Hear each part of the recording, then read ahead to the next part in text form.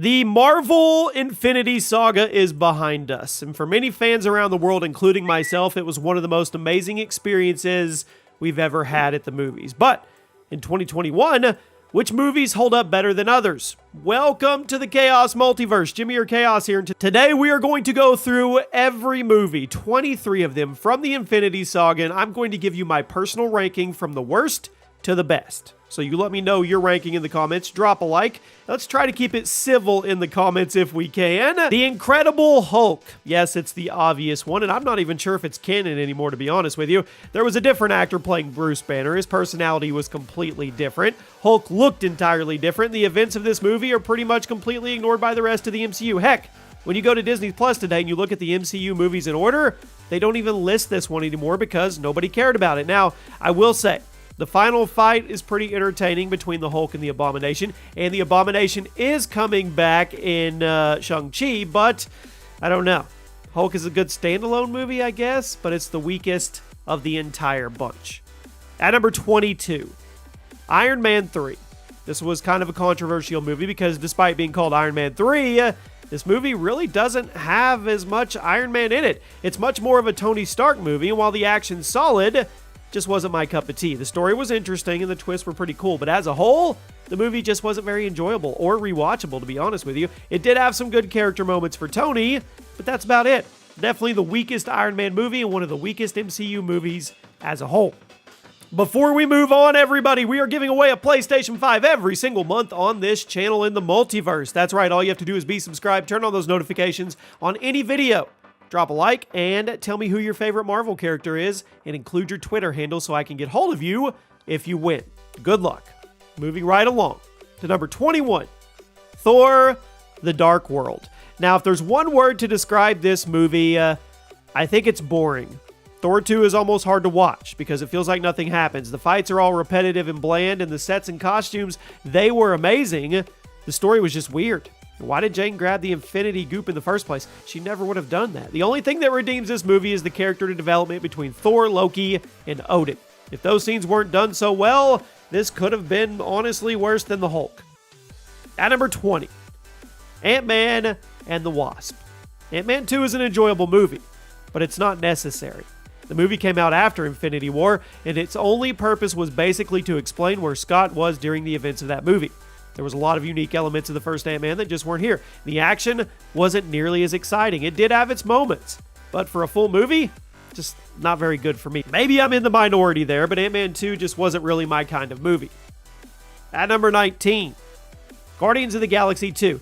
Now, I'm definitely going to be in the minority on this one, but Guardians 2 didn't click for me. I love the action scenes. It had some funny sequences, and James Gunn's direction was spot on as always, but if we're talking about it as a complete movie, I don't know. I know a lot of people love this movie for the family-driven story and a very emotional payoff, but as someone who didn't really click with the characters to begin with, the more emotional moments didn't hit me as hard as they probably could have. I'm sorry, guys. I've probably failed a lot of you. At number 18, Captain Marvel.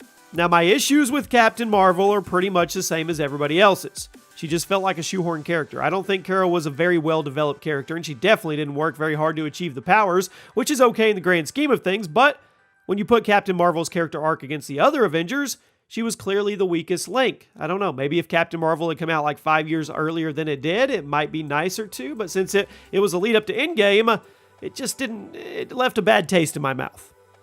At number 17, Iron Man 2. I think I have a higher opinion of Iron Man 2 than most people do, because I know it's still one of the weaker movies in the MCU. Seeing Tony self-destruct and figure out his crap, though, was a really good experience, and seeing Rhodey eventually start trusting him again was very important for their overall arcs. But the action, a little underwhelming. A lot of people wrote this movie off because it wasn't as good as the first Iron Man, but can anything really be that good? The first Iron Man was a masterpiece, so if you put the sequel next to it, yes, it's not going to look as good. Overall, I think Iron Man 2 is a decent movie, just not one of the stronger MCU entries. At number 16 today, Ant-Man.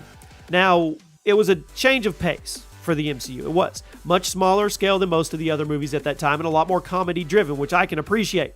Paul Rudd is a gift to mankind. He absolutely kills the material he's given, even if some of it's a little rushed and slightly forced. The emotional beats between Hope and her dad, I felt like they were a little rushed for my liking, but the comedy and the action was spot on. I mean, it was a hit or miss movie depending on who you ask. Some scenes are perfect, others can get kind of boring. Maybe I'll go rewatch it again and get a different opinion after recording this video, but for now, it's at number 16. At number 15, Thor. The original Thor was interesting. Actually, seeing Thor in human form, well, kind of human form, Asgardian human form, in the human world was pretty funny. And even though he wasn't as powerful and likable as he eventually would be, the movie was a good setup for his character arc. Seeing Loki as a young, frustrated brother was also very interesting because it set up the rest of his story arc, which is still going. So, I mean, I guess Thor is a good movie from a storytelling standpoint. It was obviously a must because it sets up everything. But if you're looking for a good standalone movie, probably not going to do it. At number 14, and this one has actually grown on me, Doctor Strange. Now, it doesn't work as well on its own, but it's a fantastic movie in the grand scheme of the MCU. But when you watch it isolated, that's why it's here. The effects were incredible. The actors, they gave it their all. But the villain, I don't know. Dormammu just didn't do it for me, I guess. I mean, with that being said, though, Doctor Strange sets up a ton of great MCU elements, and it has some excellent scenes. Like I said, the effects are incredible. The action sequences are some of the best in the entire MCU, but your enjoyment of this movie is really going to come down to how much you like the MCU as a whole. At number 13, Avengers: Age of Ultron. It was widely hated when it came out because of how much of a step backwards it was from the original Avengers, but upon rewatching it, I don't agree. Yes, it was weaker than the first movie. It wasn't bad. Age of Ultron had some really good elements to it, even if the writing was obviously a little rushed. And for those that don't know, Age of Ultron was riddled with behind-the-scenes drama during production, and you can clearly tell where some of the big cuts were made in the script. But as a whole, I think it's a solid superhero movie. Plus, it introduced us to 2 future Avengers, even if they weren't explained very well in that movie. At number 12, Spider-Man: Far From Home. Now, this may be a hot take, but I actually think Far From Home is an upper mid-tier MCU movie. A lot of people have this as one of their top 5, and yes, I love it too. I just think it belongs here. It's much more of an Iron Man movie than a Spider-Man movie when you think about it. The villains are all brought together by their hatred of Tony Stark, and Peter is really just left to clean up the mess. Spider-Man is at his best, where he personally knows the villains, and Far From Home kind of lost that for me. The action was great, of course. The writing was good, too. It just, I don't know.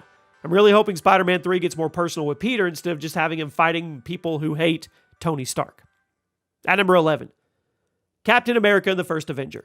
The beginning of Steve Rogers' story was great. Obviously, there's only so much you can do with an origin story like this, but the First Avenger did some great things. It set up Captain America. It set up S.H.I.E.L.D. It set up the Tesseract. It set up Howard Stark. And it did all this without sacrificing its merit as a standalone superhero movie. Heck, it eventually set up Captain Carter, right? I do wish there was more action scenes, but as a whole, it was a good movie. I'd give it a solid 8 out of 10. This is the point in the video where we're just going to be getting into the really good ones for the rest of them, so keep that in mind. At number 10 today, Spider-Man: Homecoming. Is this the best Spider-Man movie? I don't know. I still think Sam Raimi's Spider-Man 2 is better, but it was really close. Homecoming was a great way to introduce a young Peter to the world while tying him into the MCU in a natural way. Vulture, he was a good villain who was equally involved with Tony Stark and Peter Parker. While I'm not a huge fan of the more mechanical Spidey suit, I absolutely love how Peter was written in. Plus, I'll never get enough of Ned. Homecoming is a great superhero movie and a fantastic Spider-Man movie. No Way Home has some big shoes to fill, but with all the leaks and rumors we have, I don't think it's going to have a problem. At number 9, Avengers: ENDGAME. It was a moment, not just in the MCU, but for movies as a whole. The culmination of 10 plus years of storytelling, and it ended almost perfectly. There's a few minor issues with ENDGAME, like Captain Marvel showing up out of nowhere and the time travel rules being a little bit rushed, but just about everything else was perfect. ENDGAME was a perfect blend of fan service, character drama, and satisfying endings to a decade-long story in the making. There were a handful of movies that I thought were slightly better than ENDGAME, but it was a fantastic ending to the Infinity Saga. At number 8 today, Captain America: Civil War. This was one of the most intense movie theater experiences I've ever had. Civil War was a huge event. While the impact wasn't quite as great as ENDGAME, I was nervous throughout this one because we all knew it was going to have some hefty fallout going forward in the MCU. Plus, Civil War works excellently on its own as a standalone movie. The action was great, the dialogue was spot on, the character arts were fantastic, and the giant airport fight is one of the best in the entire MCU. And do I even need to talk about the final showdown between Cap and Tony? Civil War is easily one of the best comic book movies ever made. Huge props to Marvel for making a movie like this work so well on the big screen, which isn't always easy. At number 7, Black Panther. It's not hard to see why this movie was such a big deal when it came out. Not only was it a big moment from a symbolic front, but it was also just a really good movie. The action, the drama, the weight on everything, it all came together. The only thing keeping it from higher for me was the inconsistent CGI and the fact that I think even higher the rest of the movies. But I loved Black Panther, and I'm really hoping the sequel can treat Chadwick Boseman's passing with respect. I really don't know how they're going to pull it off, but I do have faith. At number 6, The Avengers. This has to be one of the most rewatchable movies ever made. It was not only a massive event for comic fans, but it's also just a great action comedy. Joss Whedon worked miracles with this script, and he was fully aware of what we wanted from him. Giant action, funny dialogue, some quiet character building moments, and a gigantic final battle that everybody would remember. To this day, I think the first Avengers movie was one of the best comic book movies ever made. Sure, I think some MCU movies were better, but I don't know if we're ever going to have that cinematic event as impactful as this one was. Remember where you were. At number 5 today, Iron Man. This is where it started. It didn't start with Hulk, it started with Iron Man. And I don't think anybody expected to be as good as it was. And it was a risk. It was a risk for them. The original Iron Man was an incredibly grounded, emotional movie on top of having some really good action and some very thought-provoking story elements. Seeing Tony go from a cocky, arrogant war profiteer to a battered and broken man, it was crazy. Robert Downey Jr. was the perfect casting here, and I can't picture anybody else being Iron Man. I mean, Iron Man 1 is still one of the best comic movies ever made, and we're still at number 5. At number 4, Guardians of the Galaxy. This may be shocking since I ranked Volume 2 so low, but the original Guardians, it took everybody by surprise. I don't think anybody thought this movie was going to be as good as it was. It was fantastic. I mean, it truly had it all. Action, comedy, drama, growth, awesome soundtrack that largely changed the way Hollywood movies do their marketing. And did you guys notice? After this movie came out, every Hollywood movie started using bright colors and 70s rock in their marketing. James Gunn struck gold here, and it's still one of the best MCU movies in my opinion. At number 3, Captain America: The Winter Soldier. It managed to take everything good about the first Captain America movie and turn it on its head.